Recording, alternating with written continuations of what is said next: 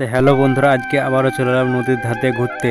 নদীর ধারে এসে দেখি কিছু লোক মাছ ধরছে। তা বন্ধুরা, এটা কিসের নৌকা বলো তো? এটা হচ্ছে তাল গাছের নৌকা। তাল গাছকে কেটে তাকে দু টুকরো করে ফাটিয়ে এত সুন্দরভাবে চেঁচে মসৃণ করে এই তাল গাছের ডোঙাটা তৈরি করা হয়েছে। কত সুন্দর দেখতে দেখুন তাল গাছের ডোঙাটা। তাল গাছের ডোঙা তোমরা কে কে চালিয়েছে কমেন্ট করে জানাও।